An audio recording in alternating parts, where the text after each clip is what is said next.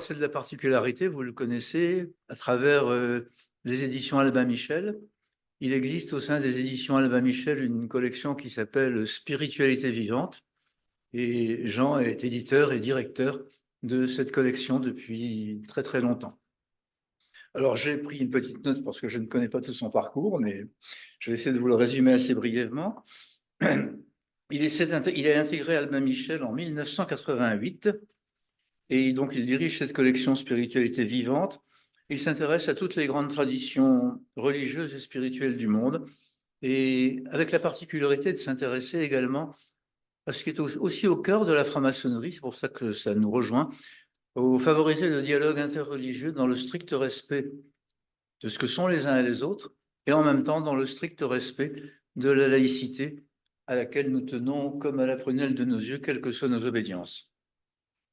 Alors la Maison Albin Michel est reconnue pour un catalogue très diversifié, et Jean, à côté de son engagement pour la collection Spiritualité vivante, s'intéresse aussi à tout ce qui est littérature et sciences humaines. Que vous dire de plus? Il a été à l'origine d'une collection qu'il anime, qu'il dirige et où il va chercher les auteurs. Il y a un certain nombre de grandes encyclopédies qu'il a fait paraître. L'une des plus récentes s'appelle Jésus. Je vous en conseille la lecture, elle est remarquable. Elle fait à peu près 1000 pages ou un peu plus, je pense. Une deuxième encyclopédie qui s'appelle Après Jésus, qui s'intéresse là aux 2 premiers siècles de l'histoire du christianisme et donc pratiquement au père de l'Église, Irénée de Lyon, Polycarpe, etc., etc. Il a également dirigé une encyclopédie qui s'appelle Yoga. À ma grande confusion, je n'ai pas vu passer, moi qui suis très, très enclin à m'intéresser au bouddhisme et à l'hindouisme, mais du coup, je vais m'y intéresser. Et la dernière encyclopédie à laquelle il a contribué à la mettre en œuvre, c'est une encyclopédie qui s'intitule Histoire juive de la France. C'est cela dont il va nous parler, car il est important peut-être pour tous de s'intéresser à cette particularité qu'il va nous détailler et qui est probablement très mal connue. On a l'impression qu'il existe dans notre pays une communauté juive qui est depuis quelques siècles. Et en fait, Jean va nous montrer que la communauté juive, elle existe dans ce pays depuis près de 2000 ans, à peu près, et qu'elle a contribué considérablement à notre histoire commune. Il n'y a pas, je dis comme je le pense, il n'y a pas des juifs en France, il y a des Français juifs, et cette communauté juive a contribué très largement à l'histoire de France, et c'est pour cela que je suis très heureux d'accueillir Jean Moutapa. Cette encyclopédie a été co-dirigée ou dirigée par Anne-Sophie Goldberg, elle comporte, je pense, 150 auteurs à peu près, et plus, avec cette particularité qu'ils sont d'origines diverses, de nationalités diverses, peut-être aussi de confessions diverses, mais je laisse la parole à Jean qui va nous expliquer tout cela. Une demi-heure de parole et puis quelques questions après pour, bien entendu, pour qu'il puisse répondre. Ensuite, je vous proposerai vers 20 heures de prendre un petit verre de l'amitié pour ceux qui ne restent pas au repas et pour ceux qui souhaitent acquérir ce livre, ainsi que l'encyclopédie précédente qui s'appelle Jésus et quelques ouvrages de la collection Spiritualité vivante.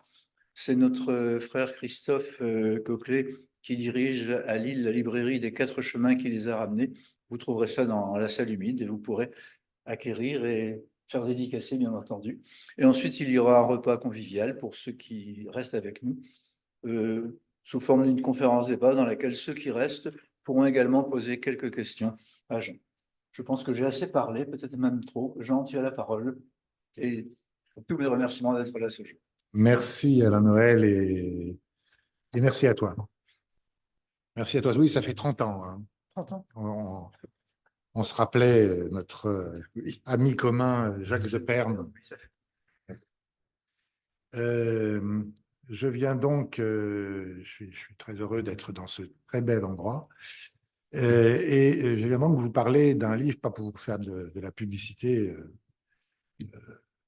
dont on n'a pas tellement besoin chez Albin Michel, mais mais pour vous faire partager cette aventure intellectuelle qui, je crois, aura des conséquences sur la mémoire nationale et l'histoire nationale même, puisque nous sommes en, c'est tout nouveau, nous sommes en négociation avec la DGESCO, la Direction générale de l'enseignement scolaire, conscient, vous le savez, de la recrudescence de l'antisémitisme et réfléchissant déjà d'ailleurs depuis plusieurs années en relation avec la DILCRA, ça c'est les acronymes de l'administration, la Direction interministérielle de lutte contre l'antisémitisme, contre le racisme, l'antisémitisme et la haine anti-LGBT.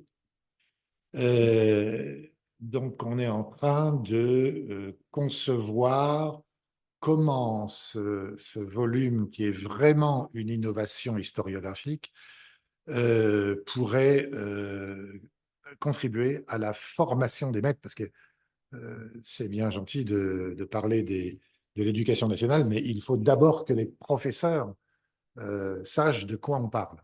Ça avait déjà été le cas d'ailleurs pour une autre encyclopédie il y a 10 ans, Histoire des relations entre juifs et musulmans, que j'avais initié, 1000 pages aussi, avec, là c'était, je crois, 70 auteurs venus de beaucoup de pays, euh, et ce sont des auteurs de sciences humaines. Cette collection ou cette série, disons, d'encyclopédies a la particularité de s'attaquer à des sujets qui touchent de près ou de loin la religion, ou les religions, ou la spiritualité, comme le yoga, mais d'aborder les choses par l'histoire au sens scientifique du terme et par les sciences humaines, l'anthropologie. Parce que je crois, pour avoir dirigé une collection qui s'appelle Spiritualité, un département qui s'appelle Spiritualité depuis 35 ans, que on ne peut pas parler sérieusement de spiritualité sans faire des sciences humaines, de l'histoire, de la géographie, de l'anthropologie. Sinon, on est sur les mythologies. Par exemple, je prends Histoire des relations entre juifs et musulmans. On déconstruit les mythes positifs comme négatifs. Hein, les mythes négatifs sur la violence de l'islam, etc., mais aussi les mythes positifs comme la convivence dans l'Andalousie, enfin, c'est-à-dire dans l'Espagne musulmane du Moyen Âge. Souvent, quand il y a des dialogues avec le monde musulman, on parle de l'Andalousie et encore récemment, d'ailleurs, il y a des mythologies comme ça qui perdurent. Encore récemment, j'étais au camp, je présentais l'ouvrage au camp de Rivesaltes, près de Perpignan, donc en Catalogne française, disons, et j'ai été assailli de mythologie, de mythes sur la convivence en Catalogne entre juifs, chrétiens et musulmans. Tout ça, c'est bien beau, mais souvent, ce n'est pas vrai, ou du moins, c'est une partie de la vérité qui a été construite en mémoire et qui se transmet de génération en génération pour conforter nos petites idéologies, alors que je crois qu'il faut, pour construire une paix véritable, un dialogue véritable entre les cultures, il faut avoir des outils que nous donnent les sciences humaines, l'outil de la raison, en fait, décliné dans les diverses sciences humaines.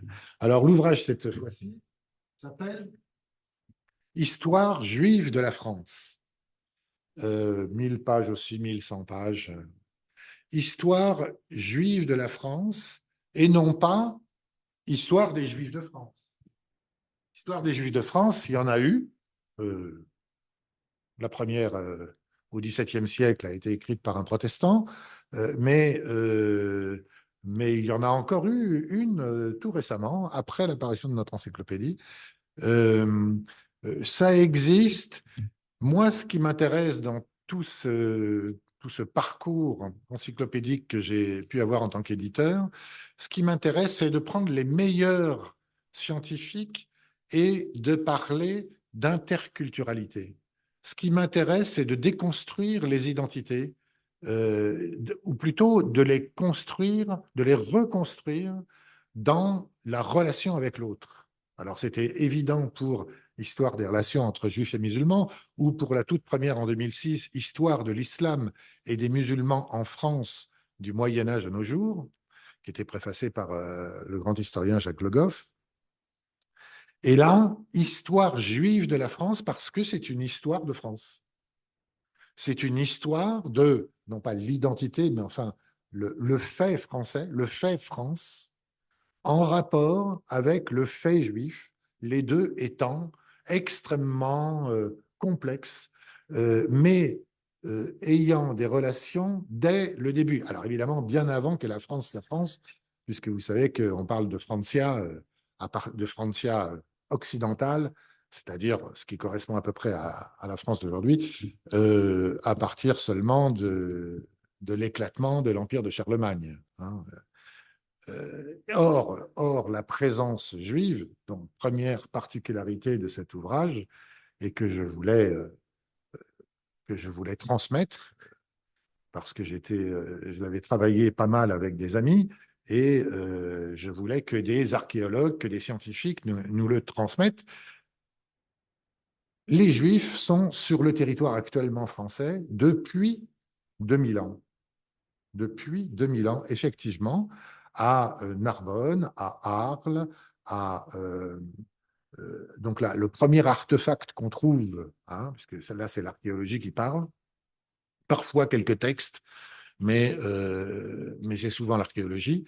Le premier artefact qu'on ait, c'est une lampe à huile assortie d'une menorah, c'est-à-dire d'un chandelier, de l'image d'un chandelier juif, voilà, qu'on a trouvé à Orgon, à côté, en Provence, pas loin d'Avignon, mais et qui date du 1er siècle avant ou du 1er siècle après Jésus-Christ.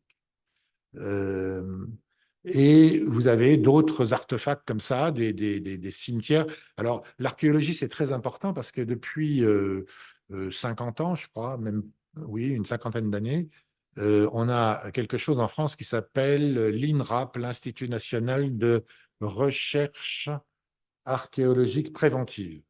Hein, quand vous voulez faire maintenant en centre-ville un parking, dès que vous trouvez quoi que ce soit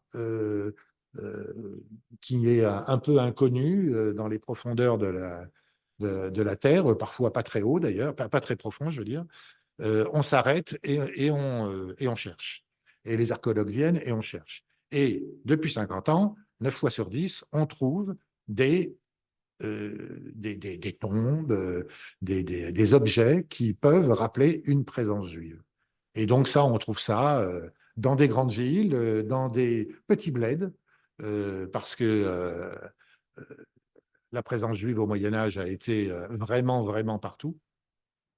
Mais au tout début, donc, elle est dans le sud de la France, puisque ce sud n'est autre que la province romaine qu'on appelle la Narbonnaise, et les Juifs sont là comme ils sont là depuis notamment la destruction de Jérusalem et du temple de Jérusalem, peut-être un peu avant, parce qu'ils sont tout autour de la Méditerranée avant, hein, avant cette destruction.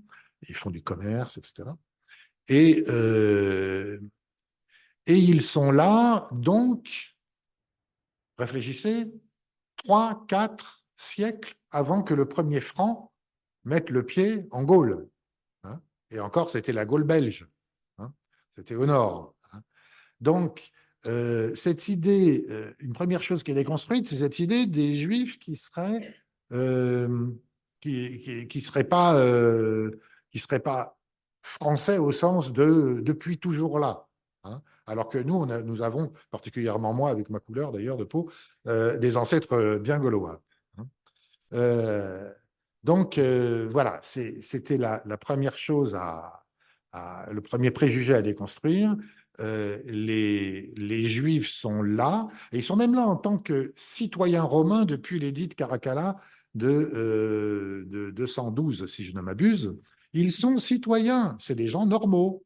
Dans l'Empire romain, ce sont des gens normaux. Ce n'est qu'au cours des siècles, petit à petit, mais vraiment petit à petit, qu'ils vont devenir, entre guillemets, moins normaux, parce qu'ils seront dans une société qui va se christianiser de plus en plus, mais c'est très lent, hein, c'est très, très lent. Euh, on est dans une société complètement païenne qui, petit à petit, va se christianiser à partir de Clovis et de ce prétendu baptême qui baptise la France, mais les villes sont un petit peu christianisées, mais pas les campagnes. Hein. Or, des Juifs, il y en a dans les campagnes.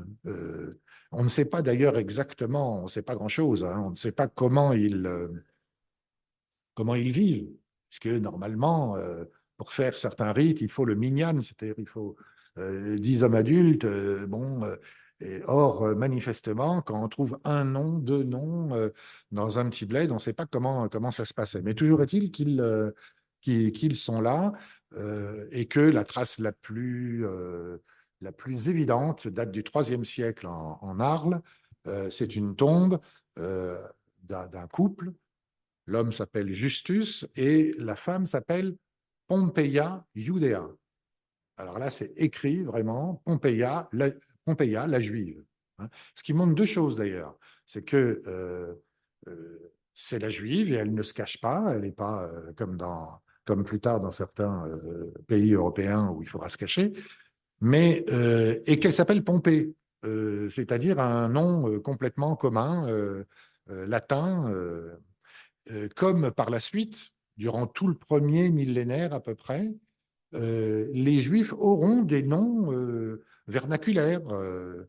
Et simplement, on comprend par certains symboles sur les tombes, etc., qu'il s'agit de Juifs. Mais ils vivent en relation avec le monde chrétien. Ils sont très peu nombreux. Hein. Et petit à petit, ils montent vers le nord, puisqu'au départ, ils n'étaient qu'au sud. Ils montent vers le nord. Malheureusement, je n'ai pas trouvé à Lille et dans la région, c'est plutôt le nord vers la Champagne et, euh, et Paris, et après un petit peu la, la région en dessous, la Picardie. La Picardie. Euh, donc, présence juive, et vous me direz, persécution chrétienne? Oui, persécution chrétienne, surtout à partir des croisades. Oui, persécution chrétienne, et même les siècles avant, il y a... euh, mais si vous voulez, quand vous avez trois conciles de suite qui interdisent les mariages mixtes ou de manger avec les juifs, ça veut dire que cette interdiction n'est pas respectée. Hein. Les historiens travaillent comme ça. Quand une interdiction est répétée 4 ou 5 fois, c'est que, en fait, elle n'a pas été suivie des faits.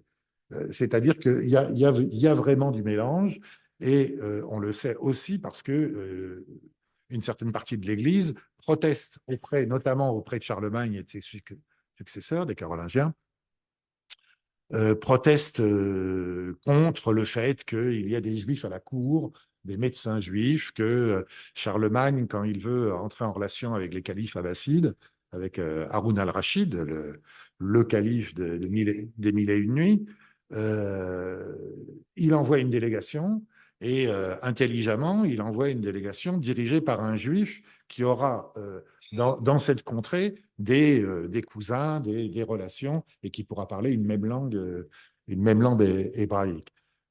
Isaac, qui revient 3 ans plus tard avec un éléphant pour la première fois.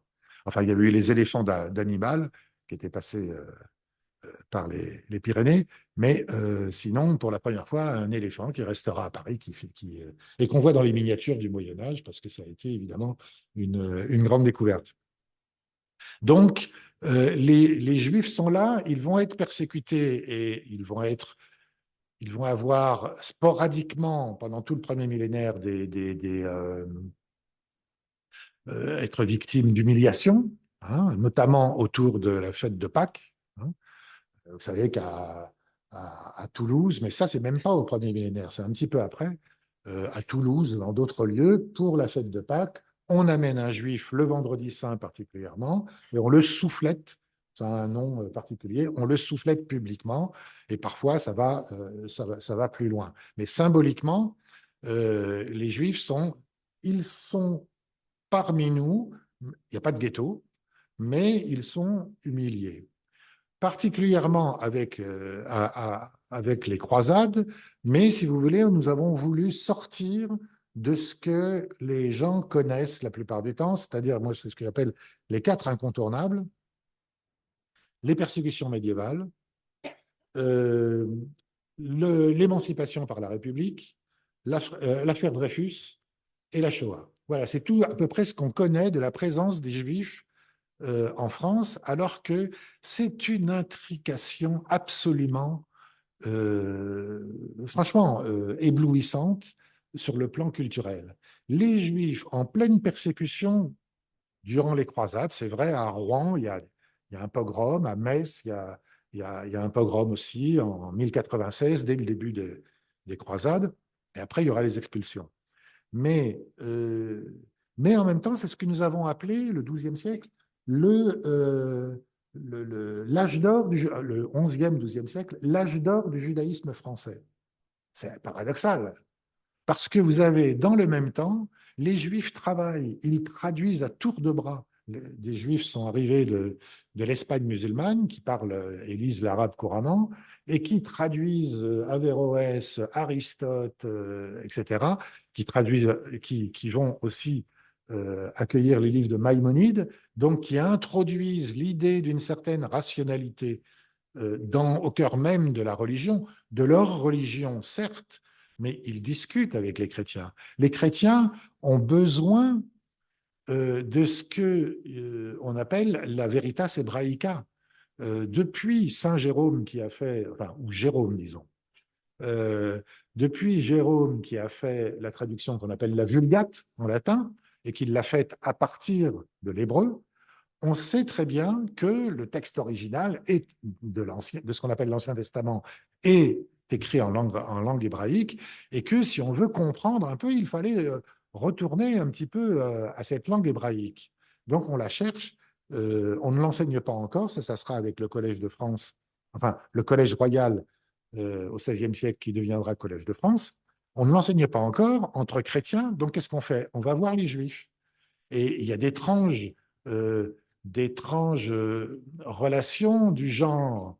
Sur la cathédrale de Bourges, mais il y a 470 illustrations qui sont toutes significatives, ce n'est pas pour faire joli, et enfin deux, qui sont tout à fait étonnantes. Cathédrale de Bourges, vous savez, il y a plein de statuettes, de statuaires, pardon, sur les façades, hein, et il y a deux motifs statuaires qui sont un peu incompréhensibles et qu'on ne comprend que par la relation avec le Midrash.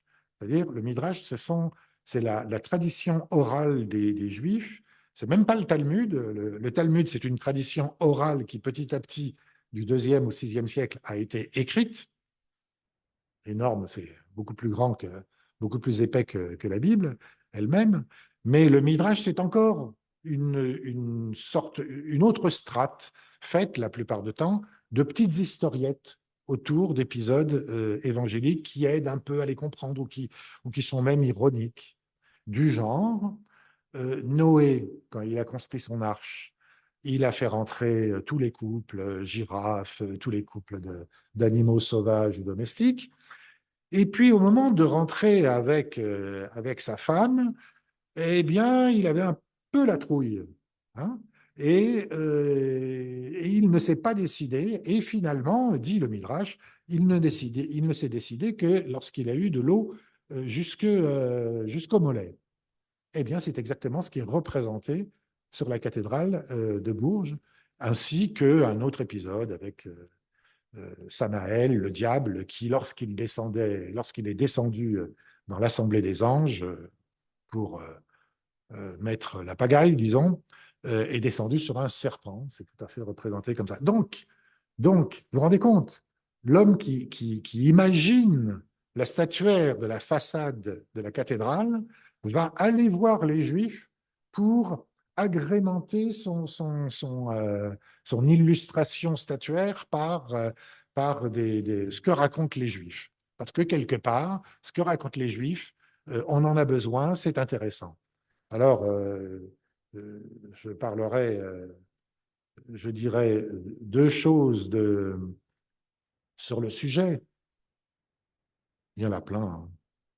Il y en a plein, mais je parlais de rationalité. Vous savez que l'un des plus pionniers en la matière dans ce qui ne s'appelle pas encore la scolastique chrétienne, c'est le philosophe Abélard. Abélard est connu par ses amours interdites avec la belle Héloïse et par le petit malheur qui lui est arrivé par la suite, mais il est surtout un grand philosophe et un grand pionnier de l'introduction de la rationalité dans le discours religieux. Et il a justement, et donc pour lui, comme pour Héloïse, qui est devenue par la suite une abbesse d'une grande abbaye, tous les deux correspondent, on a leur correspondance d'ailleurs, et on a leur correspondance historique, je crois à la Bibliothèque nationale de France, à la BNF, et ils parlent beaucoup de l'hébreu, parce que pour eux, il faut travailler l'hébreu pour comprendre le christianisme. Euh, et Abélard fait d'ailleurs dans l'une de ses œuvres, il a une page absolument, quand on pense que c'est au XIIe siècle, il a une page absolument superbe, on dirait du Charles Péguy. Vous savez que Charles Péguy, pendant l'affaire Dreyfus, a eu des pages sublimes sur le peuple juif. Eh bien, Abélard, des siècles avant, a le même genre de comment dire, de plaidoyer pour le peuple juif et contre les persécutions. Euh, Sûrement connaissez-vous le nom, je serai court sur la chose, mais c'est évidemment très très important, de Rachid de Troyes, hein, le maître Rachid de Troyes, donc qui est un champenois qui habite en Champagne et qui, on dit qu'il est viticulteur parce qu'il est en Champagne, mais non, on démonte aussi ce mythe-là. En tout cas, ils travaillent, parce que les rabbins travaillent, ils doivent avoir un métier. Et après, ils étudient, je ne sais pas comment il a fait, mais ils étudient la nuit, mais ils ont tous un travail, ils ne sont pas à la charge de leur communauté. Et Rachid de Troyes, qui est le plus grand commentateur du Talmud, reconnu encore aujourd'hui, si vous voulez, dans une synagogue, dans une yeshiva plutôt, c'est-à-dire une académie talmudique à New York ou à Jérusalem, la première chose que font deux étudiants, parce que le Talmud, ça ne s'étudie pas tout seul, on est toujours deux par deux, hein. Donc la première chose que dit un étudiant à l'autre qui est en face en ouvrant une page sur tel verset, que dit Rashi, hein? Et Rashi, c'est Al-Salfati, ça veut dire le français. Vous vous rendez compte? Donc c'est non seulement, comme tu le disais, Alain Noël, tout ce que le monde juif, les cultures juives ont apporté au fait France, mais c'est aussi ce que la France a apporté non seulement au peuple juif en général, on le sait, l'accueil, etc., mais au judaïsme lui-même en tant que religion. Parce qu'il n'y a pas que Rachid, il y a ses petits-fils, son gendre, et toute une ribambelle de commentateurs qui sont quasiment tous de sa famille et qu'on appelle les tosafistes et qui sont l'essentiel aussi du Talmud aussi. Donc vous voyez comment la France est importante pour ce qu'est le judaïsme d'aujourd'hui, et c'est en fin de compte la même chose en sens inverse. Donc je passe vite sur ce Moyen Âge, mais je voulais m'attarder un petit peu parce que c'est la chose la moins connue des Français en général. Ah oui, il y avait des Juifs au Moyen Âge. Ils ont été persécutés, certes, Mais dans le même temps, il y avait interrelation à un niveau artistique, à un niveau surtout donc intellectuel. Euh, et c'est très important. Ce qui n'est pas connu aussi, c'est notre deuxième partie. Alors là, c'est encore moins connu. Il y a les expulsions. Il y a les expulsions, la première étant Philippe Auguste en 1182. On expulse les Juifs en leur prenant tout leur argent, bien sûr. Hein. Et puis, 1182, 1198, alors c'est Philippe Auguste, hein, Philippe de Auguste, 1198, ils ont le droit de revenir, évidemment en les taxant. Hein. Et ça va être comme ça 3 ou 4 fois. Alors, du royaume de France. Or, le royaume de France, vous le savez, vous l'avez vu sur vos cartes de 6e ou 5e, je ne sais pas, il est tout petit. Hein. Tout le reste de ce qu'on appelle aujourd'hui la France, ce sont des comtés, des duchés et des régions qui sont très théoriquement, plus ou moins théoriquement, reliées au royaume de France, que les Capétiens s'emploieront à conquérir vraiment par la suite. Mais enfin, c'est juste une suzeraineté. Et donc, quand il y a expulsion, on parle bien d'expulsion du royaume de France, qui va jusqu'à Orléans, Blois, etc. Et donc, vous voyez, ils vont dans les régions d'à côté, ou en Provence. Mais petit à petit, toute l'Europe est sujette à ces expulsions des Juifs, ce qui va à l'encontre, contrairement à ce qu'on croit, ce qui va à l'encontre de la doctrine de l'Église. La doctrine de l'Église, elle est fondée sur saint Augustin, qui dit il ne faut pas tuer les Juifs, il ne faut pas les expulser, il faut les garder avec nous, mais les humilier, comme je le disais tout à l'heure. Parce que ce sont les témoins, ils sont les témoins de la vérité des prophètes qui ont prophétisé Jésus, mais ils sont aussi les témoins humiliés parce qu'ils n'ont pas reconnu Jésus. Et donc, c'est important qu'il soit là. C'est pour ça que, par exemple, en pleine croisade, lorsqu'il y aura ces pogroms dont je parlais tout à l'heure, un Bernard de Clairvaux, qui est un combattant hein, pour les croisades, etc., dira « Ne touchez pas aux Juifs, celui qui s'attaque aux Juifs, c'est comme s'il giflait la face de Jésus, la face du Christ. » Ça paraît très beau comme ça, mais en fait, c'est pas par... enfin, peut-être que c'est aussi par grandeur d'âme, mais c'est surtout parce que la doctrine de l'Église est celle-là. Elle est construite sur l'idéologie augustinienne. Donc, plusieurs expulsions. Et puis, en fait, le duc de Bretagne expulse aussi, l'Angleterre expulse aussi, finalement, la Provence aussi, enfin partout, les Juifs sont expulsés, mais pendant 2 siècles comme ça, ce sont des allers-retours parce que économiquement, ça représente quelque chose, réellement, pour ces Capétiens qui ont besoin, justement pour les croisades, de beaucoup d'argent. En fait, les Juifs sont toujours dans ce qui va devenir un régime, donc après l'an 1000, un vrai régime de chrétienté, hein, au sens quasi totalitaire du terme. Hein. C'est un peu anachronique d'employer ce mot-là, mais... Et donc là, la présence juive, effectivement, elle pose problème quand même, et les Juifs sont en fait, ils sont toujours le signe d'autre chose.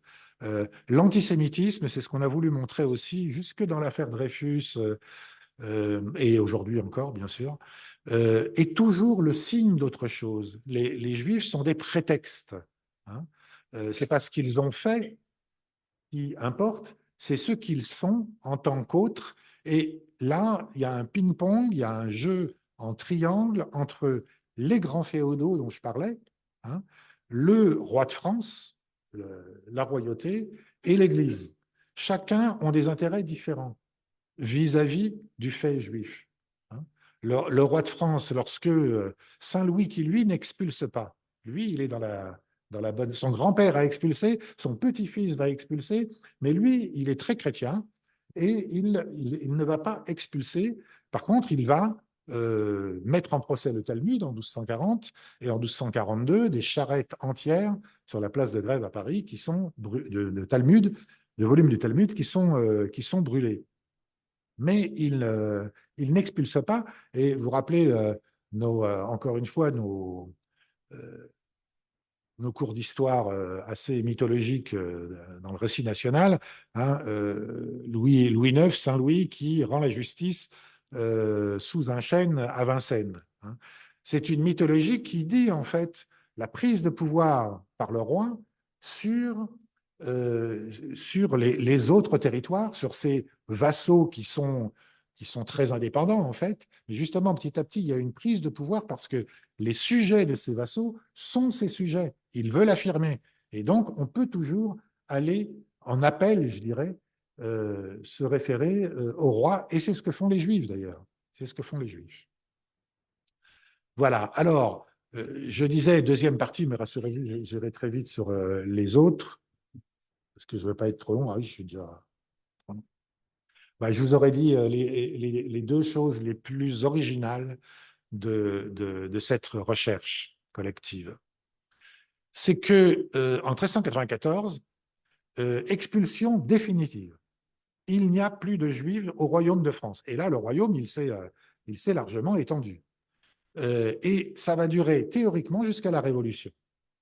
Normalement, il n'y a plus de juifs en France. Sauf que, premièrement, il y en a quand même, parce qu'il y en a qui arrivent du Portugal, qu'on va appeler la nation portugaise, qui va s'installer le long de la côte atlantique, notamment en Aquitaine, hein, à Bordeaux essentiellement, mais aussi au Pays Basque, et qui représente un certain intérêt parce que ces Juifs qui ont été, euh, ces Juifs qui arrivent comme chrétiens, on les appelle les nouveaux chrétiens.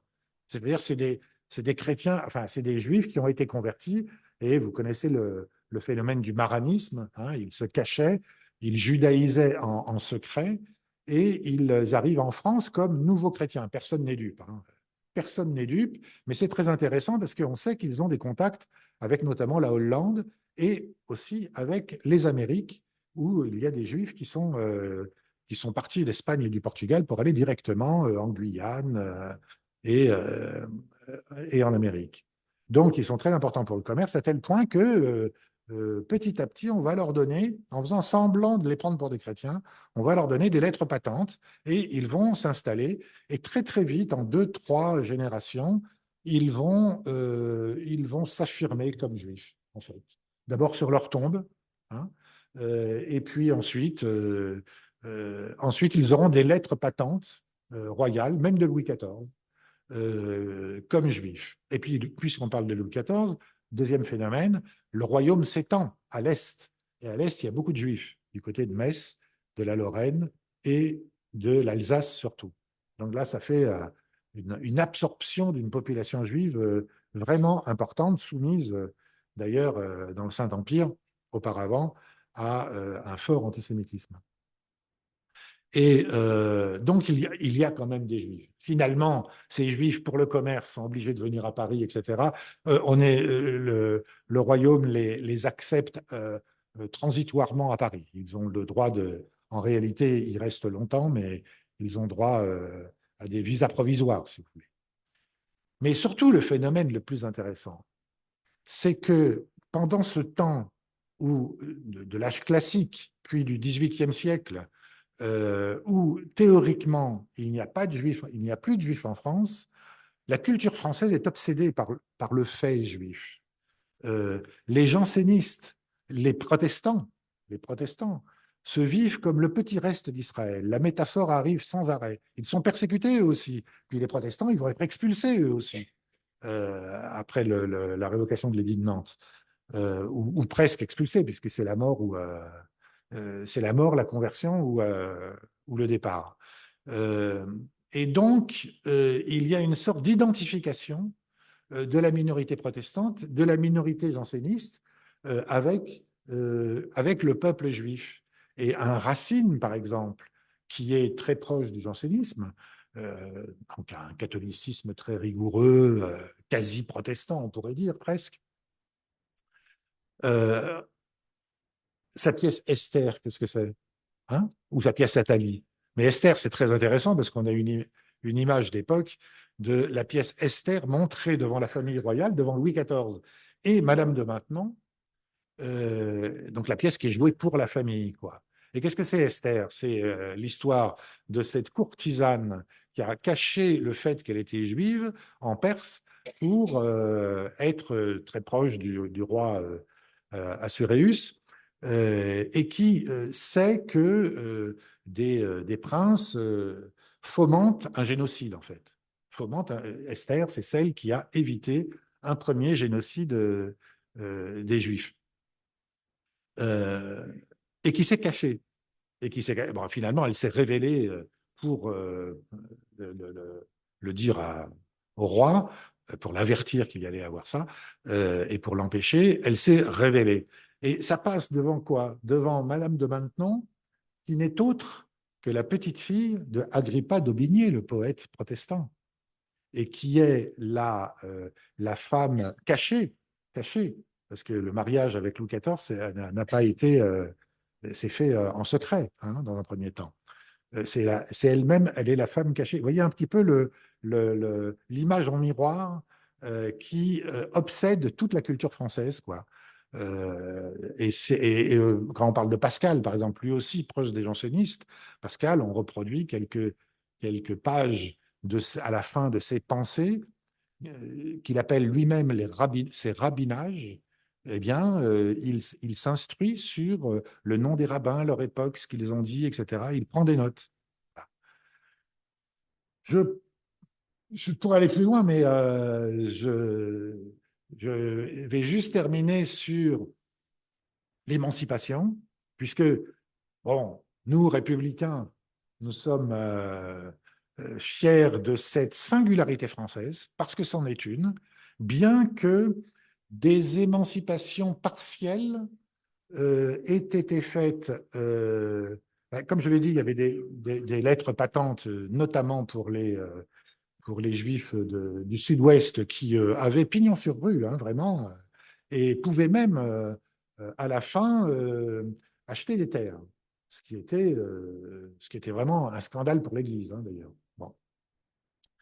Mais aussi en Allemagne, paradoxalement, il y avait, et un peu partout, il y avait une tendance à accepter la présence des Juifs.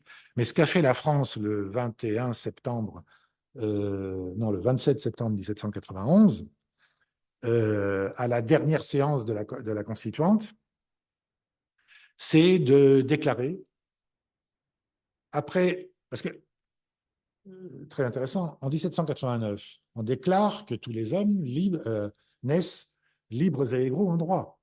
Hein, Déclaration des droits de l'homme. Et on n'est pas allé dans le détail. Hein, et qu'est-ce qu'ont fait les Juifs? Eh ben, on ne savait pas. Et notamment en Alsace et en Lorraine, il y a un fort courant antisémite qui ne veut pas que les Juifs deviennent citoyens à part entière. Et c'est ce qu'on décide pourtant, d'une manière générale, grâce à l'abbé Grégoire, au frère, hein, abbé Grégoire, je crois. Hein. Je crois qu'il a été initié. Grâce à l'abbé Grégoire qui fait en sorte qu'au dernier moment, ça passe en catimini, mais ça passe. Tous les juifs en France sont citoyens actifs. Ça veut dire ils ont tous les droits. Et donc, c'est ça qui va entraîner. Non, voilà, ça sera ça mon dernier mot. C'est ça qui va entraîner au XIXe siècle une explosion, puisque les Juifs peuvent avoir tous les métiers, ils peuvent être avocats, ils peuvent être... une explosion de la présence juive au XIXe siècle, avec je pourrais parler des arts, etc. Je pourrais vous raconter des choses après, mais avec une participation à l'économie, bien sûr, aux arts, notamment à la musique, avec Offenbach, etc. Mais aussi, puisque nous sommes dans un temple, une socialisation qui passe par la franc-maçonnerie. D'où l'idée du complot judéo-maçonnique à la fin du XIXe siècle, parce qu'on s'apercevra qu'effectivement, il y a, non pas complot, pas effectivement, mais qu'il y a Évidemment, c'est ce que les Juifs sont, ce qu'un un grand historien, Pierre Winbaum, a appelé, c'est le titre d'un de ses livres, les fous de la République. Hein. Depuis le milieu du siècle, ils sont fous, c'est la République qui les a émancipés, ils sont fous de la République. Et on a avant Sarah Bernard, qui est archi-républicaine à la fin du siècle, mais au milieu du siècle, on a une autre actrice immensément célèbre, Rachel, juive, qui, à la fin, pendant la Seconde République, à la fin de chacune de ses représentations, chante la Marseillaise, drapeau en main. Bon, c'est reproduit, reproduit. Donc, il y a une sorte d'assimilation des Juifs à la République à travers la franc-maçonnerie. Et alors, ça nous paraît banal, en fait. Mais j'ai contribué à un article, d'ailleurs, moi-même, sur la question, avec le grand historien Patrick Cabanel, grand historien du protestantisme, parce que c'est la socialisation des Juifs par la franc-maçonnerie, mais des protestants aussi. Voilà. Euh, il pouvait faire, les protestants aussi, tous les métiers, mais en fait, quand on parle de socialisation, il y avait, euh, il y avait des non-dits, il y avait des, voilà, on n'allait pas dans les salons, euh, etc. Donc, c'est par la franc-maçonnerie que c'est passé, française, parce que en Allemagne, par exemple, ça s'est pas passé comme ça. Les francs-maçons prussiens n'acceptent pas les juifs. Il y a quelques loges au sud de l'Allemagne, donc c'est pas la Prusse, hein, c'est des différents États, c'est pas encore une Allemagne unie, mais il y a quelques loges qui acceptent les juifs dans des loges particulières. Alors qu'en France, voilà, c'est la généralité et ça permet cette sorte d'identification à la République qui sera trahie. On a un chapitre qui s'appelle La trahison, qui sera trahie par Pétain et Vichy. Mais là, ce n'est plus la République. Hein. Et j'allais dire, qui sera trahi pendant l'affaire Dreyfus? Non, qui ne sera pas trahi. Parce que, encore une fois, l'affaire Dreyfus, je ne sais pas si vous connaissez cette phrase du grand-père de Lévinas, du philosophe Lévinas. Lévinas se plaisait à dire, mon grand-père disait, un pays qui est capable de se déchirer pour ou contre l'honneur d'un petit capitaine juif, c'est là qu'il faut aller tout de suite. D'ailleurs, c'est ce que Lévinas a fait, hein, pour y faire ses études. Et donc, l'affaire Dreyfus, c'est une explosion d'antisémitisme, mais c'est une explosion contre l'antisémitisme aussi. En fait, ce sont les deux France, et là encore, les Juifs, comme plus tard dans les années 30, sont des prétextes, hein, c'est-à-dire que l'antimaçonnisme et l'anti-judéo-maçonnisme, c'est l'anti-républicanisme. L'Église catholique de France n'a pas digéré. Il faudra que les républicains lui cassent les reins, hein, en 1901-1905, pour que les choses changent un petit peu. Et la deuxième chose qui aura changé, qui aura changé les choses, c'est la Première Guerre mondiale. C'est l'Union sacrée. Là, les protestants, les juifs sont les premiers à s'enrôler, hein, même quand ils n'ont pas l'âge, etc. Et un antisémite notoire comme Maurice Barrès, anti-Dreyfusard à mort, hein, celui qui dit que Dreyfus puisse être coupable, je le déduis de sa race. Hein.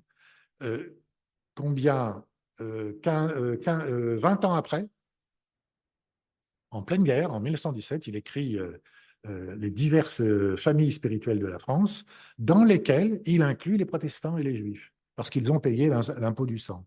Donc, vous voyez, c'est pas linéaire tout ça. Hein, c'est pas linéaire. Et toujours, quand on parle d'antisémitisme, on pourrait reprendre ce principe pour ce qui se passe aujourd'hui. Euh, le mot juif est toujours le signe d'autre chose. On s'attaque à autre chose à travers eux. J'arrête là pour laisser place à quelques questions et puis. Je pense qu'on va te remercier de cet exposé qui a dû Vu le silence qui a passionné les auditeurs ici et qui a sûrement appris plein de choses sur la présence juive dans les nations françaises depuis 2000 ans et surtout sur la culture juive qui est présente dans la République et les relations qui existent entre la République qui se crée et la présence juive. Et je pense qu'il est bon de savoir que à l'office de la synagogue, dans certains offices, il y a une prière pour la République française. Toujours. Dans tous les offices, tous les samedis. Tout à fait.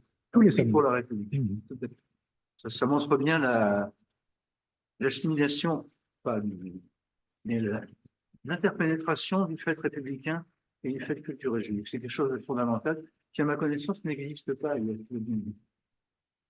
Eh bien, mes sœurs, mes frères et mes amis, parce qu'il n'y a pas que les sœurs et les frères, mais ici tout le monde s'appelle sœurs et frères, vous avez la parole pour quelques questions.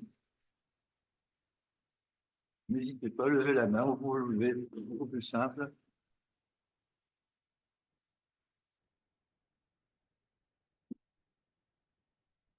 Qui prend la parole le premier? La première. Première, oui, tout à fait. Je vais rejoindre machine, pas tolérable. À peu près qu'à un micro, c'est bien.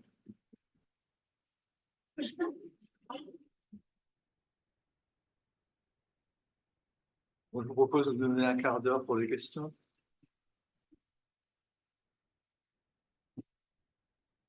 Il y a un moment tout au début de son intervention, ça passe, ça passe. Tout au début de son intervention, qui insiste sur le fait que, en fin de compte, ces Français juifs, il y en a plus, et ça me rappelait une lecture un petit peu curieuse, mais ça m'avait frappé quand j'étais ado. Je m'étais évidemment payé de la lumière, des versets, et découvrant l'œuvre du monsieur,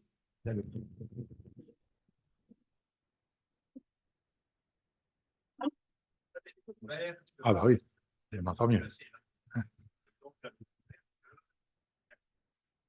Il y avait ce passage en disant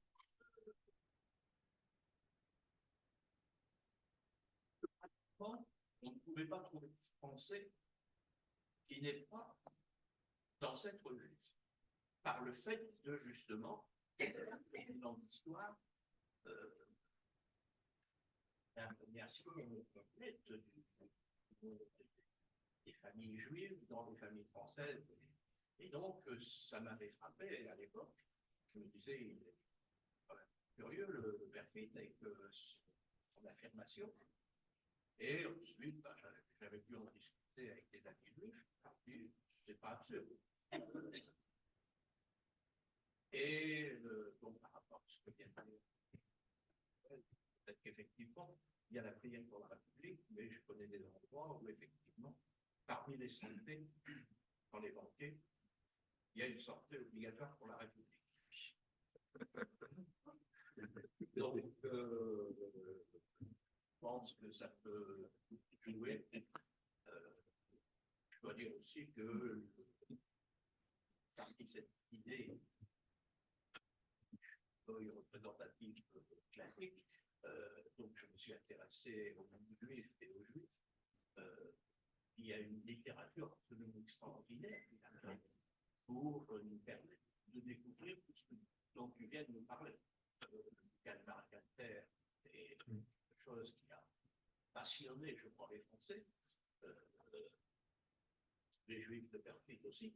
Je veux dire, il y a une abondante littérature au XXe siècle, après 1945, sur cette idée, justement,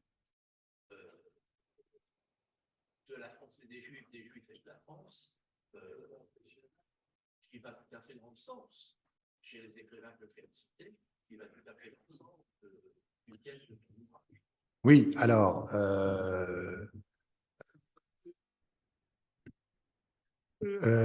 ça va dans le sens.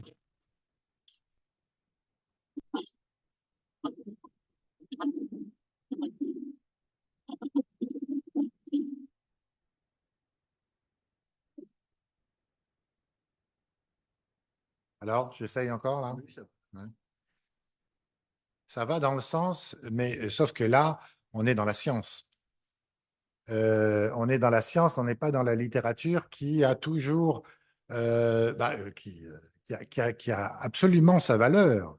Et sur la dernière partie, je n'en ai pas parlé, mais justement, on analyse beaucoup cette littérature d'après-guerre, hein, qui ne parle pas encore de la Shoah d'ailleurs, qui mettra très longtemps, qui mettra 30 ans à vraiment parler de la Shoah, mais qui quand même s'intéresse aux faits juifs. Puis il y a des auteurs juifs comme Kessel, Kessler, etc. Mais justement, le littéraire, là, nous avons des historiens qui analysent le littéraire ou le cinéma, par exemple, et qui démontent, déconstruisent les mythologies dont se servent les écrivains parce que c'est plus romantique, parce que c'est plus romanesque, disons, et qui ne correspondent pas toujours à la réalité. Quant à la réalité, je dirais génétique, hein, savoir si on a des ancêtres juifs ou pas, de toute façon, vous savez que entre 10 et 20% de la population française actuelle pour un de ses ancêtres, Charlemagne, en ligne directe. Moi, je l'ai démontré pour mon petit-fils. Bon, donc évidemment, on est tous mêlés. Et comme je le disais, surtout, on a très peu d'éléments sur le premier millénaire. Or, les Juifs, des Juifs étaient là. On n'a aucune on ne peut pas du tout les évaluer, enfin, faire une évaluation numérique, mais des Juifs étaient là. Effectivement, il y a d'autres phénomènes. Il y a d'autres phénomènes comme le fait que quand il y a des expulsions, comme je le disais, on est expulsé, on va où? D'abord, on est expulsé à pied puisqu'on nous prend tout. Donc, on fait quoi? 20 km par jour? 15-20 km par jour? Parce qu'avec voilà, une carriole et donc on va le moins loin possible. Hein. Ou d'ailleurs, on va nulle part. C'est-à-dire, on reste, on fait semblant de se faire chrétien et on judaïse. Hein, parce que le maranisme a été aussi en France. Voilà. Donc, on en sait rien. Et ça a peu de la génétique a peu d'intérêt dans la question. Autre question. Vas-y, Philippe.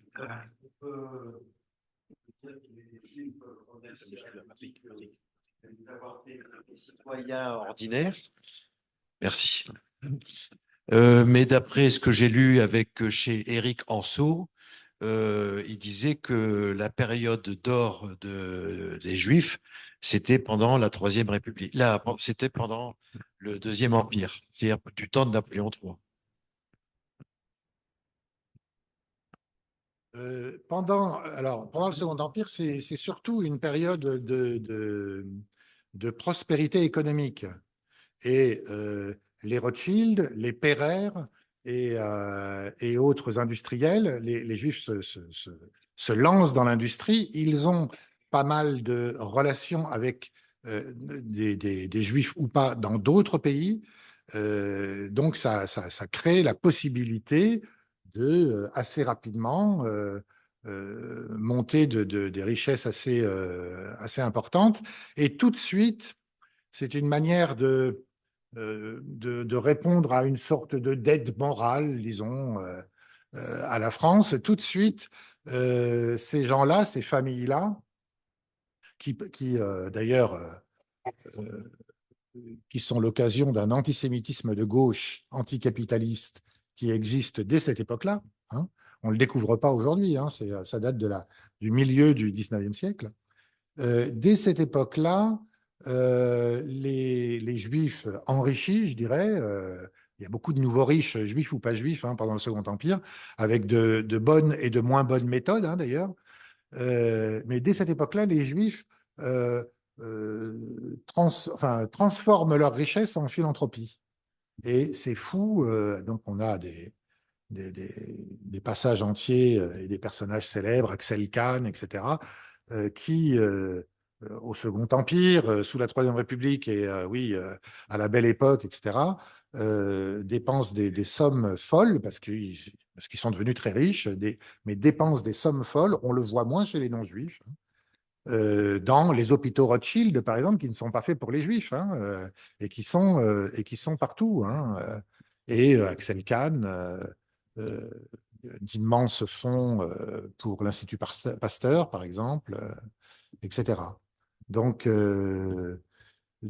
c'est quand même, même sous l'Empire, c'est vrai qu'il y a eu une expansion économique de certaines familles, hein, attention, hein, de certaines familles pendant le Second Empire, mais et qu'il y avait une tolérance. Hein, mais sous Louis-Philippe aussi, hein, il y a eu. Alors vous verrez, j'ai pas pu rentrer dans les détails, mais il y a des exemples de catéchisme pour les petits juifs sous Louis-Philippe. Sous Louis-Philippe, l'école publique est religieuse aussi. Il y a les enseignements religieux, hein, parce qu'il n'y a pas eu encore la séparation. Donc, il y a les enseignements religieux. Eh bien, puisque les Juifs sont égaux, eh bien, il y a la reconnaissance de l'enseignement religieux juif à l'école. Et donc, vous avez des catéchismes faits par le séminaire de Paris qui dépend du consistoire, des petits catéchismes pour les petits Juifs à l'école publique. Donc, sous Louis-Philippe, ça a été aussi une période assez faste en termes de liberté, mais dès cette époque, sous Louis-Philippe, justement, les Juifs sont quand même des fous de la République. Et ils sont très présents pendant le petit temps de la Seconde République. Et ensuite, voilà, 1870, c'est vraiment leur monde. Hein. C'est vraiment leur monde, puisque je n'ai pas cité le nom de Adolphe Crémieux, hein, qui est à la fois le grand maître franc-maçon, enfin, je ne me rappelle plus comment on dit à cette époque-là, hein, le grand commandeur du Suprême Conseil, etc. Bon, qui est à la fois le cofondateur et le président de l'Alliance israélite universelle, qui va répandre, qui est israélite, mais qui va répandre l'amour de la France dans tous les pays d'Orient, du Levant, du Liban, de l'Iran, jusqu'au Maroc, en créant des écoles. Alors, des écoles pour les petits juifs, mais parfois il y a des non-juifs, et surtout, ils ont non seulement un apprentissage de l'hébreu, etc., un apprentissage religieux. Ils apprennent à lire et à écrire quoi? Le français. Et ils ont un amour de la France qui va se répandre dans tous ces pays-là, parce qu'il y a une autre chose que je n'ai pas dite sur le principe d'égalité, c'est que cette émancipation, ce principe d'égalité, se répand comme une traînée de poudre dans tous ces pays du sud de la Méditerranée ou de l'Orient, du Moyen et du Proche-Orient. Parce que ces pays-là sont sous régime musulman et que les Juifs sont sous le régime des dhimmis, qui étaient largement plus intéressants dans certaines périodes que le non-statut des Juifs en chrétienté au Moyen-Âge notamment, hein, mais qui, devant cette idée absolument incroyable d'une égalité totale de tous les hommes, le statut de dhimmi, ça tient pas une seconde, si vous voulez. C'est-à-dire le statut de protégé. Le statut de dhimmi, on a des droits. On a beaucoup de devoirs, mais on a des droits. Et suivant le fait du prince, ça diminue, ça remonte. Bon. Mais là, c'est l'égalité. Et donc, l'Alliance israélite qui se crée en 1860, je crois. Donc, c'est Crémieux encore. Et c'est Crémieux aussi qui émancipe les Juifs d'Algérie dès 1870. Donc c'est quand même essentiellement la République. Si je peux me permettre de rappeler un fait historique peut-être pas très connu, Adolphe Crémieux s'appelait Adolphe Isaac Crémieux. Il était ministre de la Justice de la Troisième République. il était juif parce qu'il avait un père juif et une mère juive. Mais ce qui est intéressant sur le plan amusant, c'est qu'en fait, il était l'homme de la conciliation parce que l'un de ses parents était ashkénaze et l'autre était séfarade.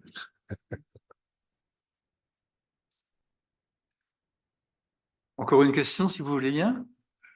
Et puis après, on passe. On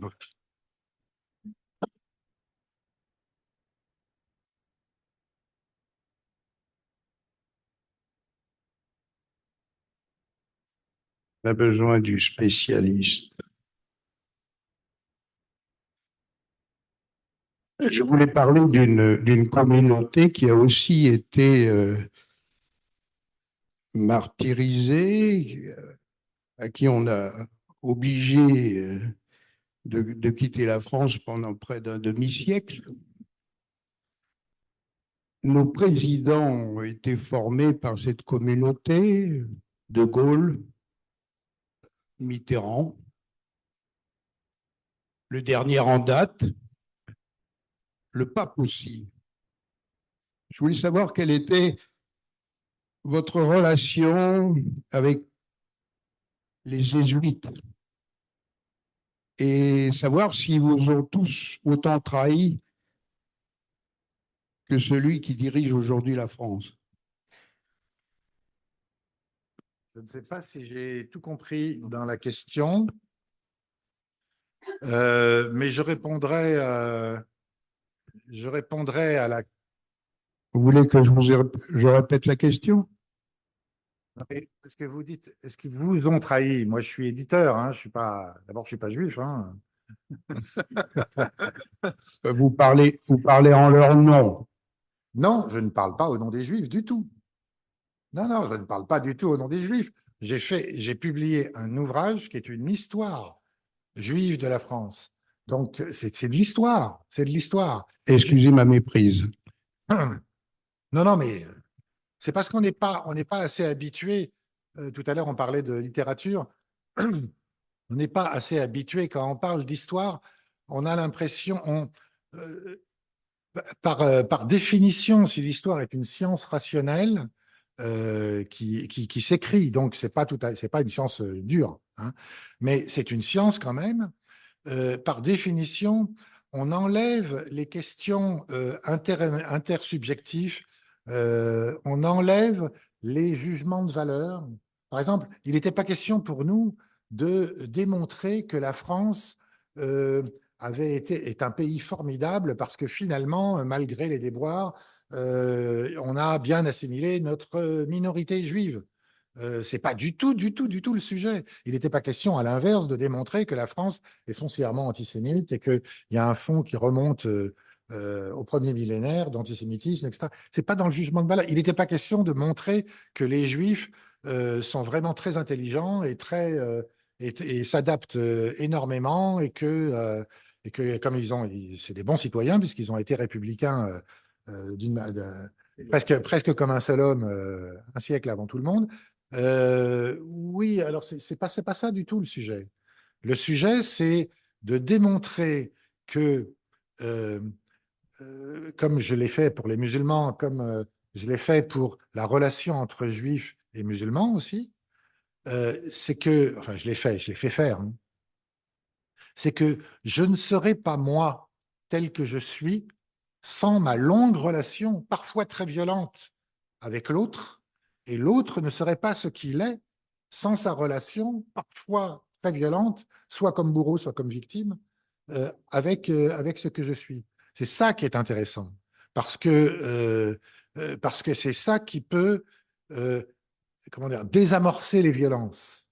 Hein. On le voit bien actuellement. Moi, j'en terminerai comme ça sera mon dernier mot, c'est-à-dire vous pouvez vous demander, ce livre est paru au mois d'octobre, après le 7 octobre. Il est paru le 11 octobre exactement en librairie. Et le 7 octobre, nous présentions le matin le livre, je le présentais avec Sylviane Goldberg au rendez-vous d'histoire de Blois, où il y a à peu près tout ce qui compte de profs d'histoire géo de France et de Navarre qui se rassemblent à Blois. C'est assez extraordinaire. On moi, je me suis beaucoup inquiété pour l'avenir du livre, hein, parce que 5 ans de travail avec 150 auteurs, je me suis dit, mais c'est peut-être mal parti. La très bonne nouvelle, c'est que c'était très bien parti, en fait, parce que très vite, les Français, enfin, des Français en tout cas, ont compris que, et la plupart de non-juifs, hein, que pour comprendre l'histoire de France, ils avaient besoin, surtout en ce moment, d'avoir cet élément qui manquait. Auparavant, j'avais publié un livre qui s'appelait, qui était le compte-rendu d'un colloque qui avait eu lieu entre scientifiques et qui s'appelait « Les Juifs, tâche aveugle dans le récit national ». Alors, c'est assez incroyable. Et d'ailleurs, une anecdote. Vous connaissez, bon, les plus anciens ont peut-être travaillé dessus, mais les manuels d'histoire qui s'appelaient le Malais Isaac. Hein. En fait, après-guerre, donc ça avait été commencé par Malais. Les éditions Hachette demandent à Isaac, à Jules Isaac, historien, de le continuer, puis lui demande quand même s'il ne pouvait pas enlever son nom, enfin qu'on mette que le Malais, quoi, hein, parce que enseigner aux petits enfants de France avec un nom comme ça, c'était un petit peu. Bon, ça, il a quand même refusé. Il a travaillé toute sa vie là-dessus, puisqu'il y a 7 manuels, hein, et il a quand même refusé qu'on lui enlève son nom. Mais ce Jules Isaac, qui plus tard sera celui après-guerre, lorsqu'il aura perdu sa femme et sa fille dans la Shoah, après-guerre, c'est lui qui ira voir Jean 23, le même Jules Isaac, qui cofondera les Amitiés judéo-chrétiennes de France et qui ira voir Jean 23 pour lui demander de changer la théologie catholique sur la question, ce qui sera fait d'ailleurs. Bon. Le même Jules Isaac se vivait comme citoyen, comme Israël, de confession, non, même pas de confession d'ailleurs, israélite, mais il n'était pas croyant. Et dans ces manuels Malais Isaac, il y avait, sur les 7 volumes, hein, une fois le nom juif pendant la Révolution, les juifs, au nombre d'environ 60 000, sont déclarés citoyens actifs. Point barre. Donc, cette absence du monde juif dans le récit national qu'on nous a tous appris, hein, c'est pas de l'antisémitisme. Puisque on parle de Marc Bloch, le grand historien Marc Bloch, qui s'est vécu comme son judaïsme ne voulait rien dire pratiquement jusqu'à la Shoah, hein, et jusqu'à son livre L'étrange défaite. Et puis qui d'autre? Alors Pierre Nora, dans ce colloque, il y avait Pierre Nora. Je ne sais pas si ceux qui s'intéressent à l'histoire connaissent les 3 volumes de Lieux de mémoire. C'est extraordinaire, c'est extraordinaire. Mais il n'y a rien qui concerne les Juifs. Pierre Nora est juif. C'est de la folie. C'est-à-dire qu'il y a une sorte de mise en retrait par les historiens juifs eux-mêmes de ce fait-là. Et donc, moi, ce qui m'intéresse, c'est l'interrelation. Donc, voilà. Maintenant, pour les jésuites, ils sont très, très ouverts à la chose et ils m'ont demandé d'intervenir au Centre Sèvres de Paris, qui est le centre jésuite de France. Et ils m'ont demandé d'intervenir en décembre. Je suis intervenu chez eux sur cette encyclopédie. Là, ils sont très, très avancés sur ces questions-là. Et là aussi, on explique ça. Vous connaissez peut-être la congrégation Notre-Dame de Sion, hein, qui a été faite au XIXe siècle par les frères Ratisbonne pour convertir les Juifs, hein, en Israël ou en France, etc. Vraiment, c'était fait pour ça, bon, jusqu'à la guerre. La Shoah a changé beaucoup de choses. Par la suite, la congrégation Notre-Dame de Sion, mais ce sont des dames, hein, des religieuses, mais c'est absolument incroyable la pénétration qu'elles ont de la religion juive et comment petit à petit elles infusent ça dans le monde catholique. Donc, non, le monde catholique a beaucoup changé. J'en suis le témoin, vraiment. Sur mon encyclopédie, la Conférence des évêques de France m'a interviewé cinq fois un quart d'heure, hein, pour le site qui est diffusé dans tous les diocèses. Bon, donc, vous voyez, il y a de l'espoir. Bien, merci Jean. Je pense qu'on peut applaudir Jean Moutapa de sa présentation. Nous avoir informé, mis à jour toute une partie de notre histoire que nous ne connaissions pas. Et quelque part, cette tâche aveugle, elle commence à s'illuminer un peu. Merci Jean. Je vous propose de passer en ce qu'on appelle la salle humide. Vous pouvez boire un petit verre et puis vous pourrez vous procurer des livres de Jean Moutapa, d'Albin Michel, Spiritualité vivante, et vous les faire dédicacer à votre meilleure convenance. Et ensuite, nous passerons à table pour ceux qui restent participer au dîner débat. Merci beaucoup.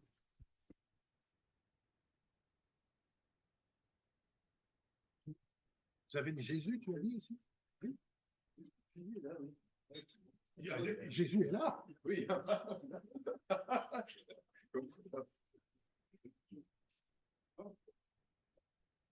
C'est vrai qu'il était juif. Hein.